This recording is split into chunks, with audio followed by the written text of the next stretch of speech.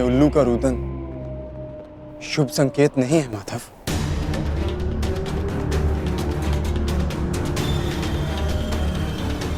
हाँ पार्थ, कदाचित आज का दिन, ये युद्ध कठिनाइयों से भरा होने वाला है। आज की परिस्थितियों के लिए सज्ज रहना पार्थ।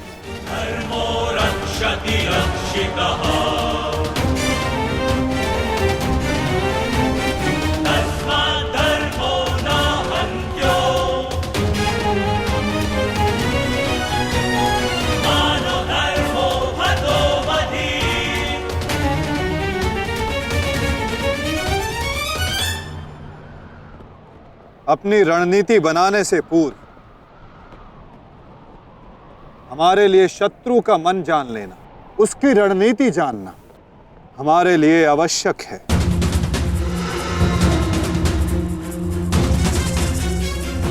सबको ज्ञात है ना कि आज शत्रु का लक्ष्य क्या होगा? युधिष्ठिर को बंदी बनाना हमारा आज का लक्ष्य होगा।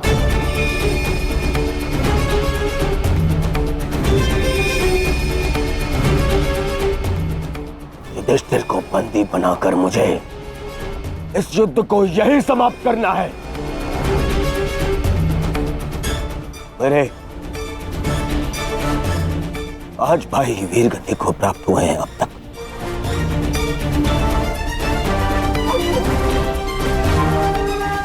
श्रद्धांजलि श्रद्धांजलि देनी है मुझे उन्हें।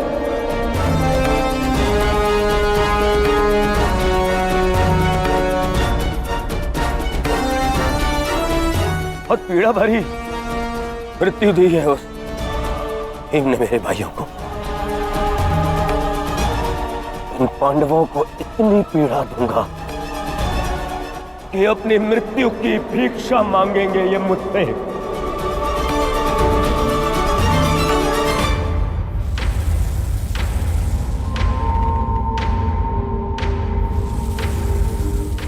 मित्रगण, वचन दो मुझे, आज चाहे जो भी तुम्हारे मार्ग में आ जाए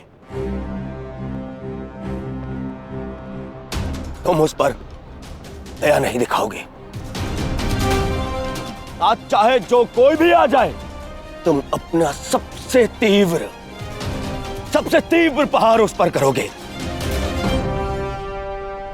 वचन दो मुझे मित्र। तुम्हारा आदेश मेरा वचन है मित्र। आज शत्रु कर्ण का एक भिन्न रूप देखेंगे।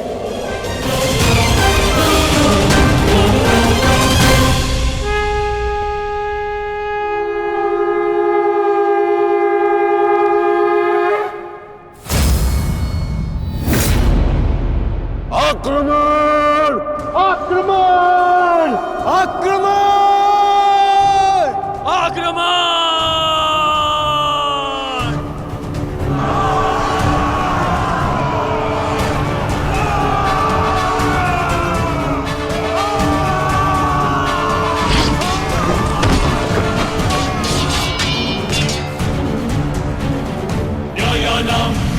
उनका अस्त्र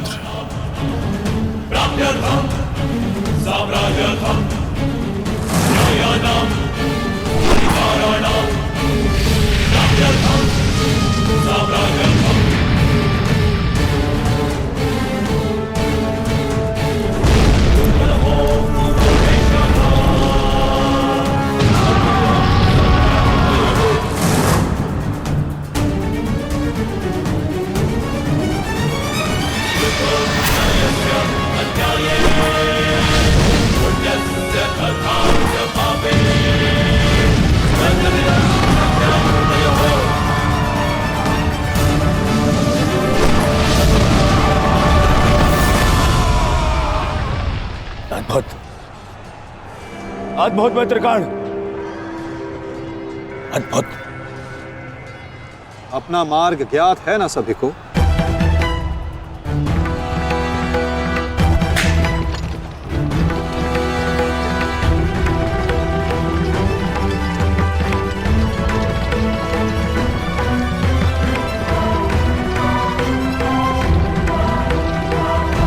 ये क्या कह रहे हो संजय? युधिष्ठिर सेना के पिछले भाग की ओर बढ़ रहा है।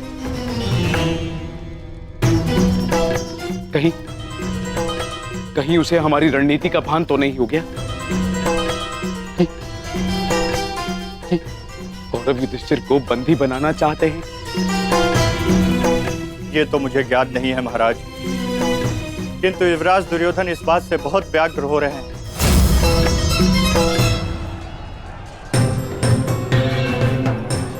अवश्य इन पांडवों को हमारी रणनीति का ज्ञात है, इसीलिए भीम एक और हमारी सेना को भ्रमित कर रहा है और युधिष्ठिर पीछे जा रहा है। मित्रगण, तुम जाओ, युधिष्ठिर के पीछे तुम जाओ और जाकर उसे बंदी बनाओ। युधिष्ठिर को बंदी बनाना हमारे लिए बहुत आवश्यक है। जाओ मित्र। परंतु मित्र, मैंने महाराज को वचन दिया कि आज किसी भी कौरव के प्राण नहीं जाएंगे। मुझे उस वचन को भी निभाना है मित्र। उसके लिए हम सब हैं यहाँ। युधिष्ठिर तुम्हारे सामने एक दुर्बल योद्धा है, तुम उसे आसानी से बंदी बना सकते हो मित्र। उसे बंदी बनाते ही ये युद्ध यहीं समाप्त हो जाएगा और मेरे भाइयों की रक्षा भी। मुझे ये युद्ध यहीं समाप्त चाहिए। कर्ण, जाओ आगे। ठीक है मित्र, परंतु मेरी योजना स्मरण रखना। मुझे तुम्हारी योजना स्मरण रहेगी मित्र। आगे बढ़ो। तब से युधिष्ठिर के रथ की ओर तीव्र गति से आगे बढ़ो।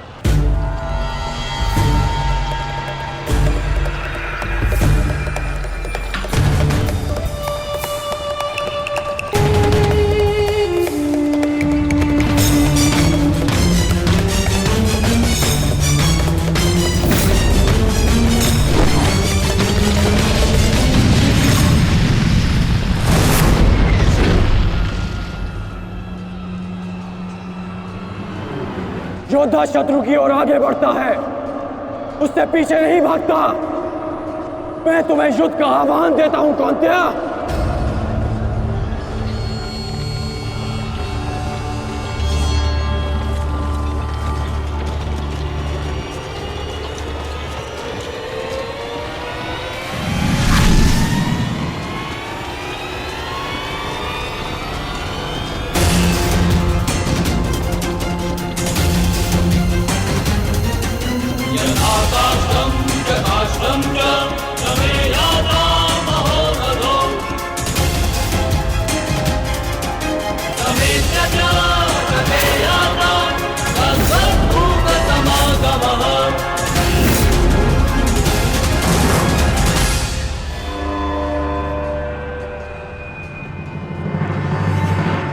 कौंतेय तुम्हारा आवाहन स्वीकार करता है।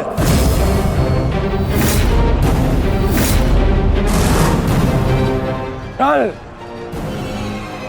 आपने मेरे साथ छल किया माधव। नहीं अंगराज, छल नहीं, ये रणनीति है।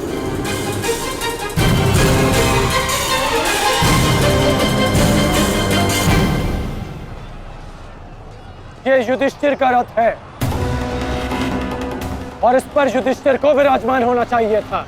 वो तुम्हारी भूल है अंगराज, क्योंकि तुमने रथ को नहीं, रथी को युद्ध के लिए ललकारा है। और तुमने युधिष्ठिर को नहीं, कौंतेय को ललकारा है, युद्ध का आवाहन दिया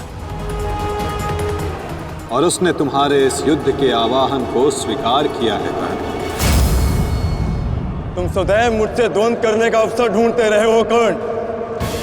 समय आ गया है, अब दिखाओ कि तुम कितने समर्थवान और कुशल योद्धा हो। अपना आवाहन पूर्ण करो मुझसे और वहां दादा भीम अपनी प्रतिज्ञा पूर्ण करेंगे।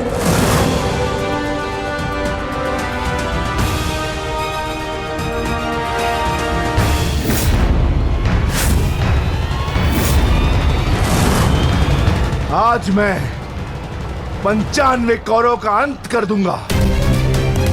पांचाली को दिया हुआ वचन और कुरु सभा में ली हुई प्रतिज्ञा आज दोनों ही पूर्ण हो जाएंगे। तुम आगे बढ़ो भीम, तुम्हारे मार्ग की बाधा हम दूर करते हैं, आगे बढ़ो।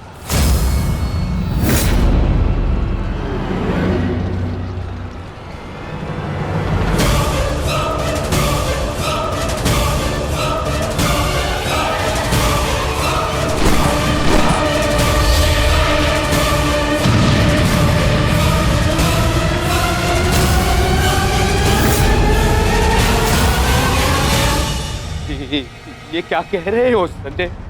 वहां वासुदेव ने काट से कर्ण को फंसा दिया और यहाँ भीम हमारे व्यू में प्रवेश कर चुका है। शेष तीनों पांडव उसके पीछे हैं। अब कौन बचाएगा मेरे पुत्रों के प्राण? कौन करेगा उनकी रक्षा?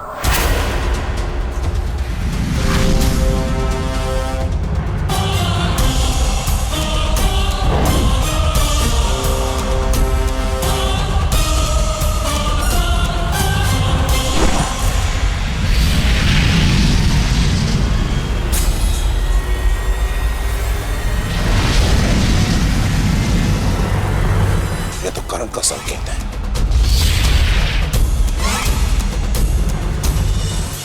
तुम कोई भी संकेत दे लो कर्ण, तुम्हारी सहायता के लिए यहां कोई नहीं आ पाएगा और ना ही मैं तुम्हें कौरवों की रक्षा करने के लिए यहां से जाने दूंगा। कौन कहता है कि मैं रक्षा के लिए संकेत दे रहा हूं? माधव भले ही तुम्हारे सारथी हैं, किंतु इनकी नीति मैं तुमसे अधिक पहचानता हूं। तुमने भले ही माधव की सहायता से मुझे युद्ध क्षेत्र से अलग कर दिया, किंतु मेरी रणनीति को विफल नहीं कर पाओगे अर्जुन।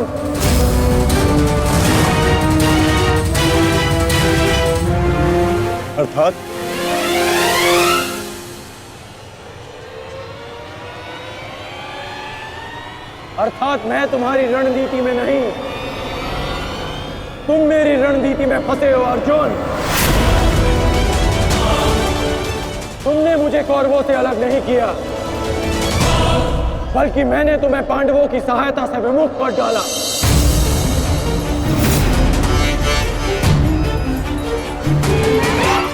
अब तुम भीम की सहायता नहीं कर पाओगे अर्जुन, और भीम किसी कौरव का वध नहीं कर पाएगा।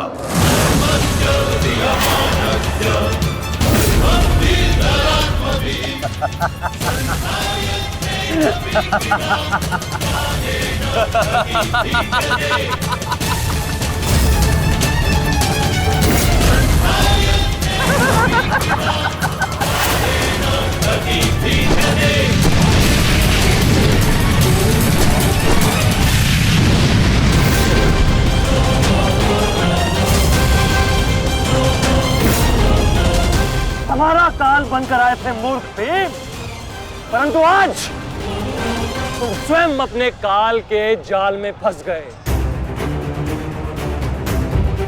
प्रिय भ्राता भीम,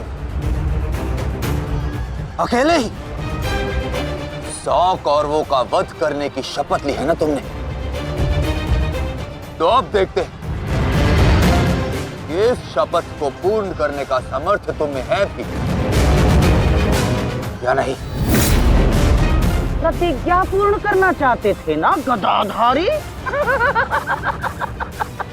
इस प्रतिज्ञा को पूर्ण करने के लिए तुम्हें अब अगला जन्म लेना होगा, क्योंकि इस जन्म में तुम्हें मरना होगा गदाधारी।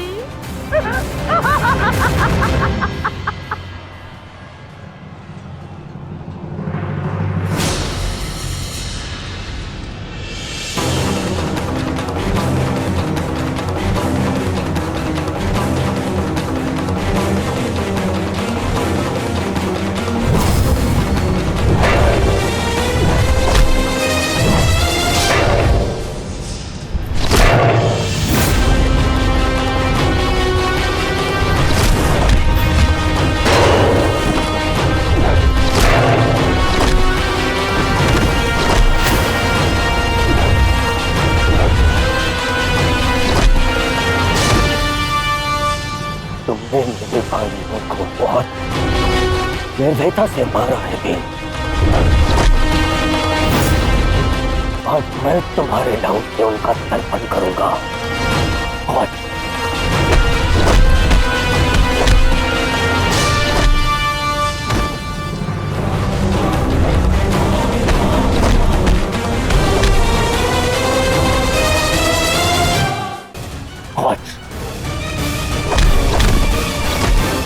भीम, आज मैं अपने भ्राताओं की मृत्यु का प्रतिशोध लेकर रहूंगा।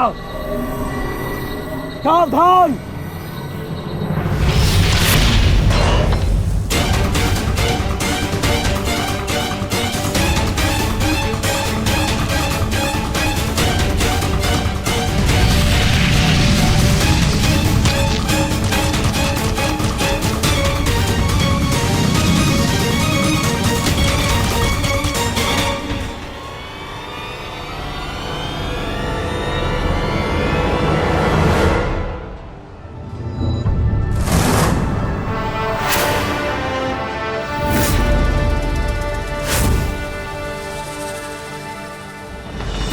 आपका प्रतिशोध पूर्ण हो ना हो, परंतु मेरा प्रतिकार आज अवश्य पूर्ण होगा।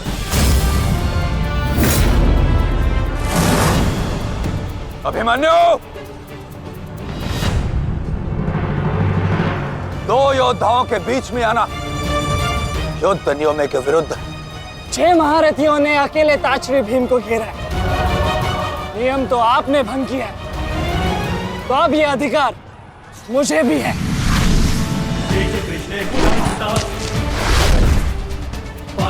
अभिमन्यु! चक्रबंधास्त्र।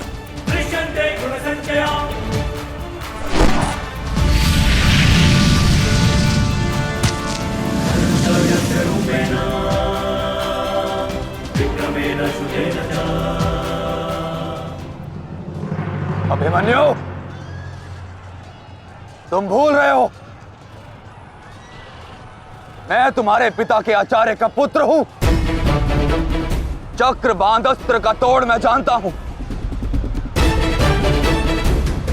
चक्र विपरीत अस्त्र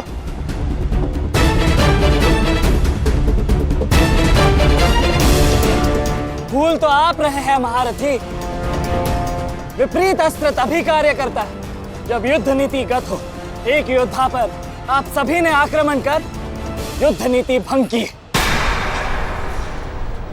अब अपनी इस अनीति का दमन देखिए। बालक! बालक! मेरी शत्रुता तुमसे नहीं है।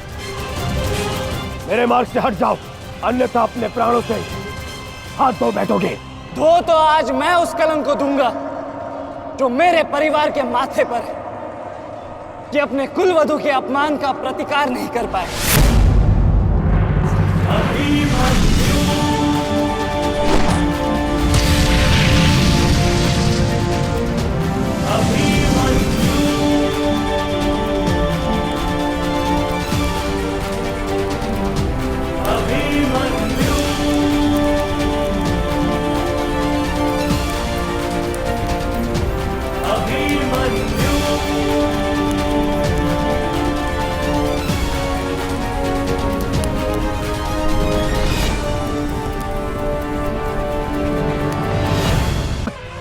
मेरी शत्रुता तुमसे नहीं है। मेरे मार्ग से हट जाओ, अन्यथा अपने प्राणों से हाथ धो बैठोगे।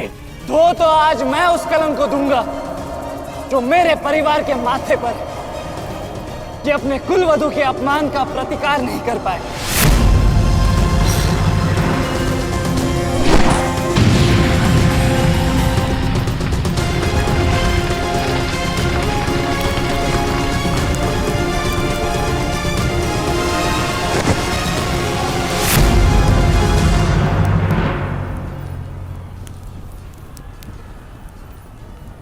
अनुभव करो इस ज्वाला को युवराज दुर्योधन।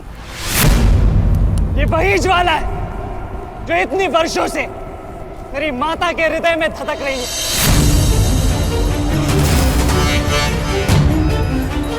छोटा था मैं बहुत, पर मेरा रोम रोम जल उठता था ये सुनकर कि मेरी माता के साथ क्या हुआ। सोचो मेरे माता पिता और मेरे काकाओं पर क्या बीती होगी जब उन्होंने वह दृश्य देखा। मेरे माता पर क्या बीती होगी जब सहस्त्रों आंखें उनके वस्त्रहीन होते शरीर पर पड़ रही थी।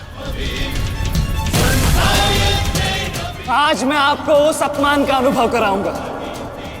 आपकी पूरी सेना और महारथियों के समक्ष आपका वस्त्र हरण करूंगा और कोई कुछ नहीं कर पाएगा।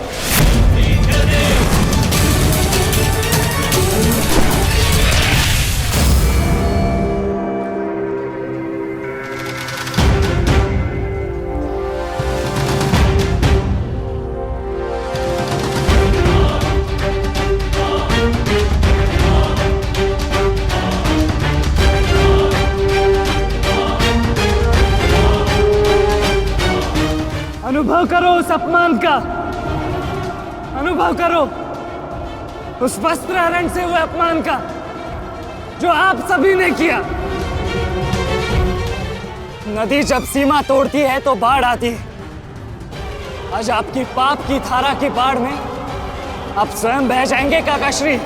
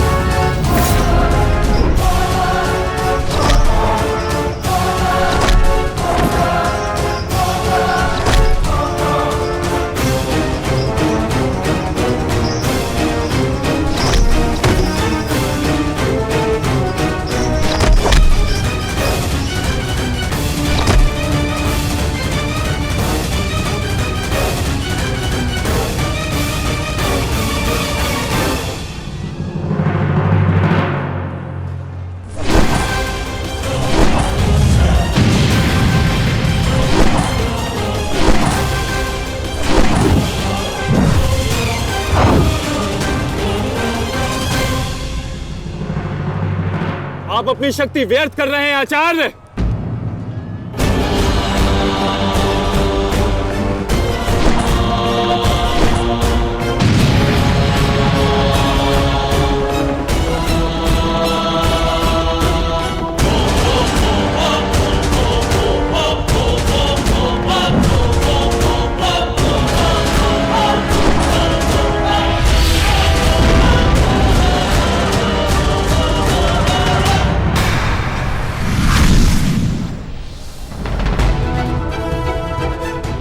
दुर्योधन को मेरी सहायता की आवश्यकता है। चलो सत्यसेन।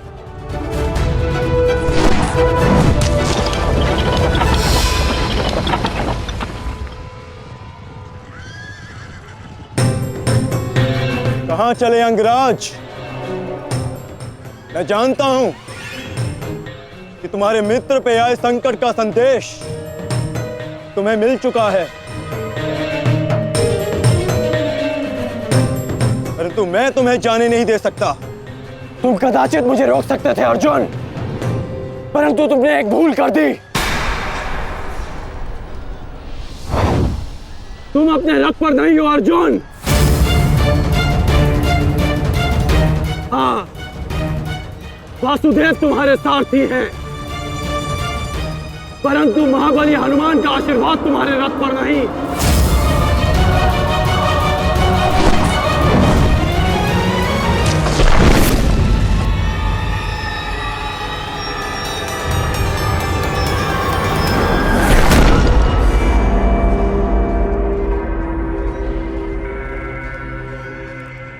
चलो। मैं अभी भी पराजित नहीं हुआ हूं कर्ण। तुम इस प्रकार द्रोण छोड़कर नहीं जा सकते।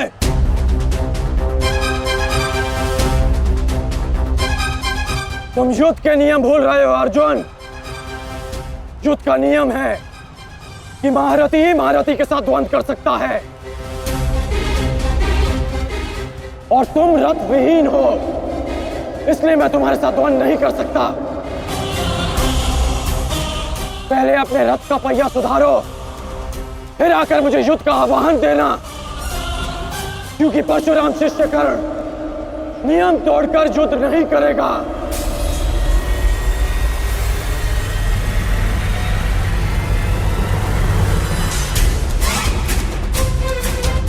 चलो सत्यसेन।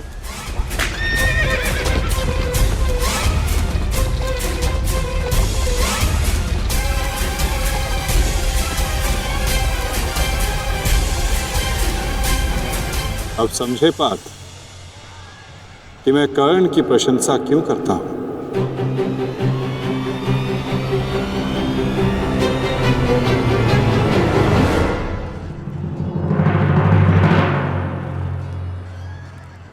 मानता हूं कि आपका वध करना काकाश्री की प्रतिज्ञा थी। उनकी प्रतिज्ञा को भंग करने का दंड मैं सह लूंगा, परंतु आज अपनी माता के अपमान का दंड मैं आपको अवश्य दूंगा।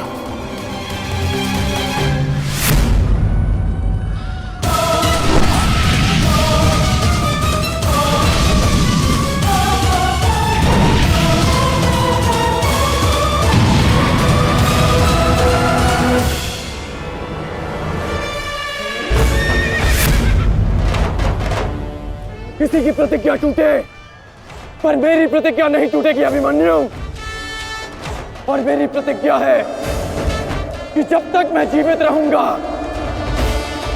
मेरे मित्र के प्राण नहीं जाएंगे।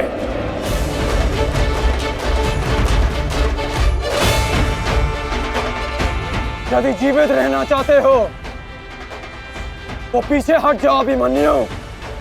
आप भूल रहे हैं अंगराज कि मैं किसका पुत्र हूं। पीछे हटने के बारे में सोच भी नहीं सकता।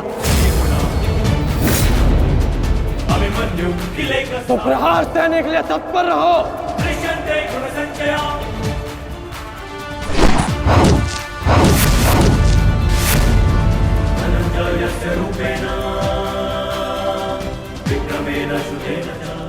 ये मेरे लिए पर्याप्त नहीं अंगराज।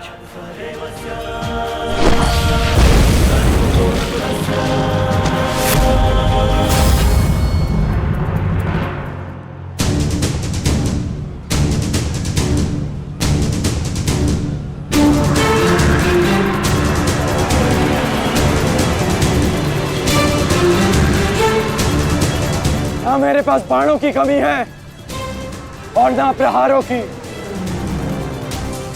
ये अंतिम अवसर है अभिमन्यु, लौट जाओ।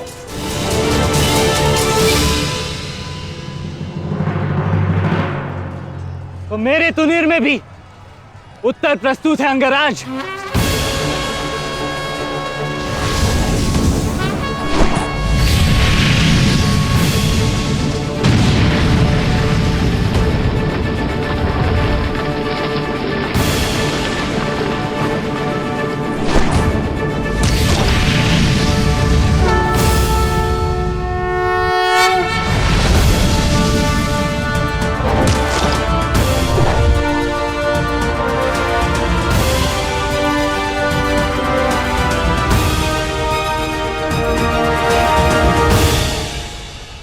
मैं तुम्हारा सामर्थ्य स्वीकारता हूं।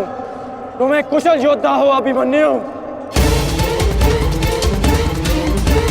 किंतु कुशल होने के साथ साथ बुद्धिमान होना भी आवश्यक है। लौट जाओ। यदि कल युद्ध करना चाहते हो तो आज जीवित रहना सीखना होगा। लौट जाओ अभिमन्यु।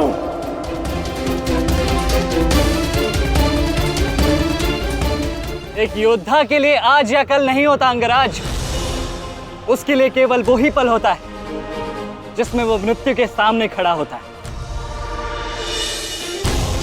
एक वीर योद्धा से सुना था मैं, हे मृत्यु, तैयार यदि तू आने को, प्रसन्न मुखा। द्वार खुला है, तेरा स्वागत, प्रसन्न मुखा।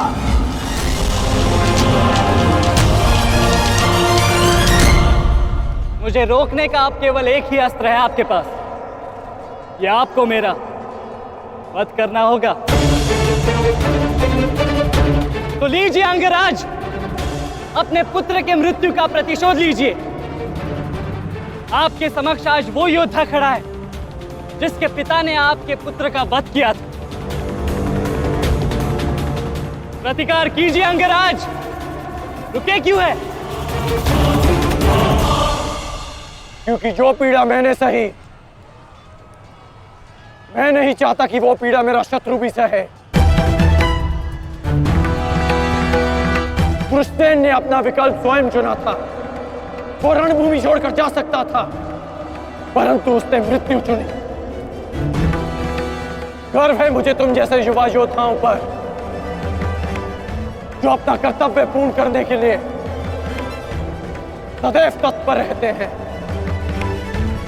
मैं जानता हूं कि तुम पीछे नहीं हटने वाले अभिमन्यु, परंतु मुझे भी अपना कर्तव्य पूर्ण करना है।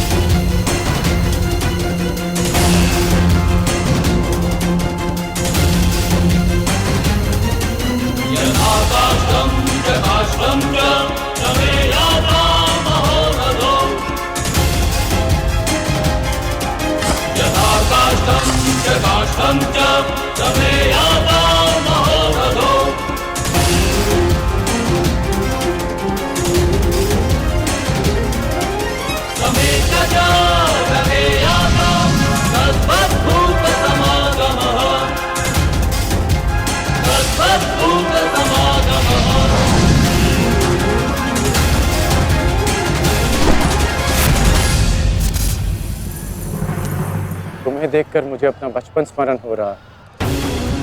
अभी तुम्हारा जीवन आरंभ हुआ है वत्स।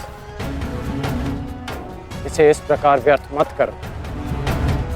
मैं आशा करता हूं कि अगली बार जब हम दोनों मिले तो दो शत्रुओं के भांति नहीं, दो वीरों के भांति एक दूसरे के गले में। अभी तुम्हारा जीवन शेष है। जाओ वत्स।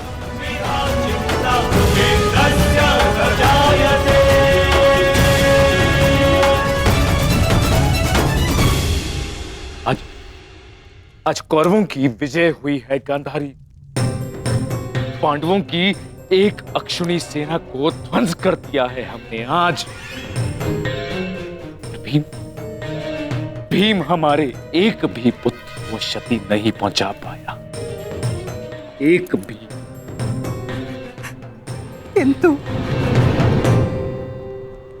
किंतु दुर्योधन का क्या महाराज?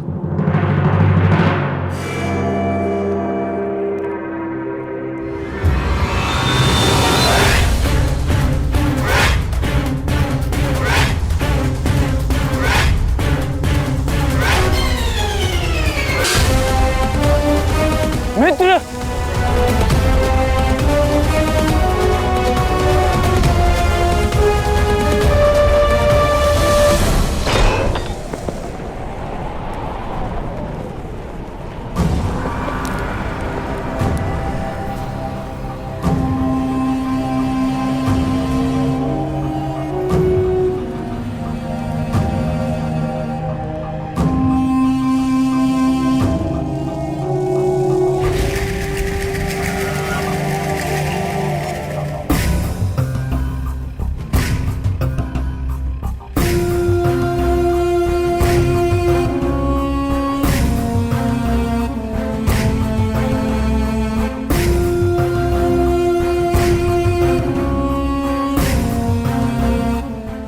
आज मैं आपको उस अपमान का अनुभव कराऊंगा। आपकी पूरी सेना और महारथियों के समक्ष आपका वस्त्रहरण करूंगा।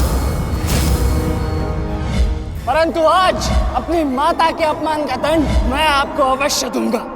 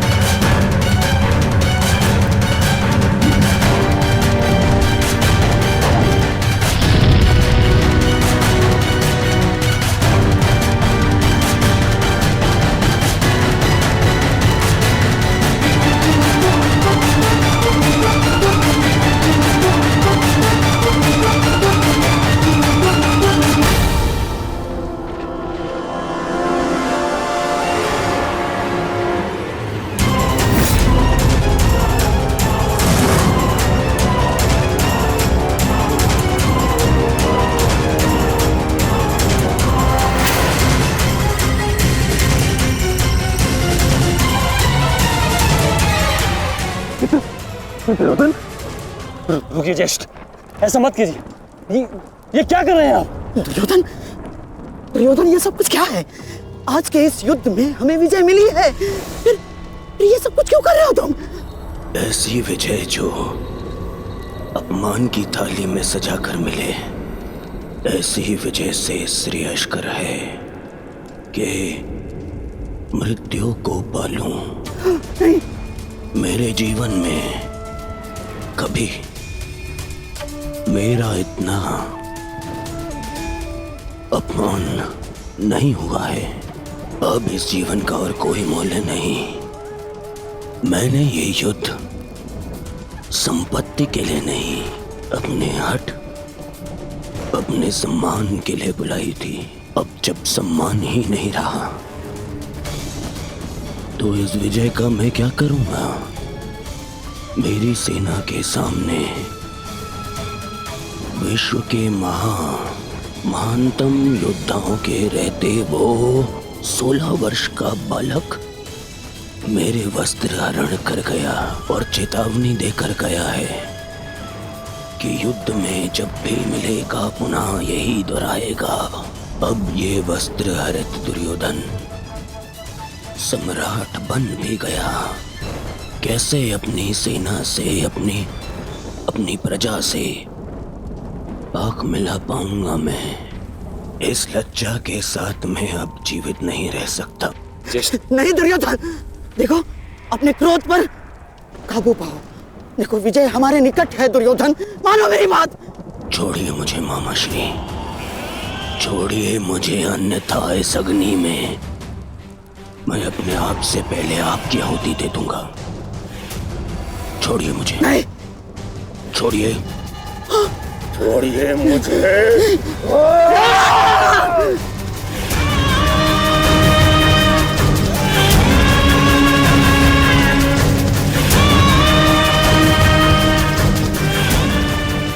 नहीं, नहीं दुर्योधन, देख क्या रहे हो मूर्खों? कोई रोको इस अनर्थ को।